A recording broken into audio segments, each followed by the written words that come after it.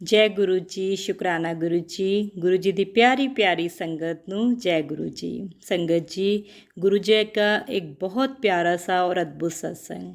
गुरु जी के एक सेवादार थे, उनकी कपड़े की दुकान थी। जब भी वो गुरु जी के पास बड़े मंदिर जाते थे तो गुरु जी को कहते थे, गुरु जी आप कभी मेरी दुकान पे आना।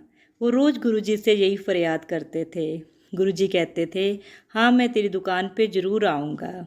एक दिन अंकल अपनी दुकान खोलते हैं, पूजा पाठ करते हैं और जैसे ही वो पूजा पाठ करके कुर्सी पे बैठते हैं तो एक भिखारी भीख मांगने के लिए आ जाता है। अंकल को बड़ा गुस्सा आता है कि अभी तो बोनी भी नहीं हुई और ये भिखारी मांगने के लिए आ गया। वो भिखारी को बहुत भला बुरा बोलते हैं, लेकिन भिखारी वहाँ से नहीं जाता। वो कहता है, मैं बहुत भूखा हूँ, आप मुझे कुछ भी दे दो। अंकल जैसे ही उसे देने के लिए 1-2 रुपए ढूंढने लगते हैं तो वो भिखारी वहाँ से चला जाता है।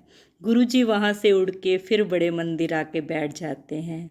अंकल जैसे ही 1-2 रुपए लेकर उसको देने लगते हैं, पीछे देखते हैं तो वहाँ कोई नहीं खड़ा होता।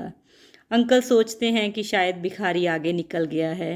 अंकल फिर कुर्सी पे बैठ जाते हैं, सुबह से शाम तक काम करते हैं और जब शाम को बड़े मंदिर आते हैं, जैसे वो रोज़ाना आते थे, तो गुरुजी उसको देखकर मुस्कुराने लगते हैं और कहने लगते हैं, तू तो रोज़ कहता था गुरुजी आप कभी मेरी दुकान पे आना, पर जब मैं तेरी दुकान पे आया तो तूने मुझे बड़ा बुरा भला बोला। अंकल कहते हैं, गुरुजी आप मेरी दुकान पे कब आए? तो गुरुजी उनको एक एक शब्द बता देते हैं जो उन्होंने उस भिखारी को बोला था। वो हैरान हो जाते हैं और कहते हैं, गुरुजी वो आप थे, मैं तो आपको पहचान ही नहीं सका।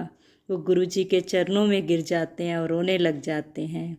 संगत जी, इस तरह से गुरुजी संगत को किसी न किसी रूप में दर्शन देते रहते हैं और गुरुजी कहते भी हैं कि अगर आपको कोई भिखारी भी मिले तब भी उसको भला बुरा मत बोलो।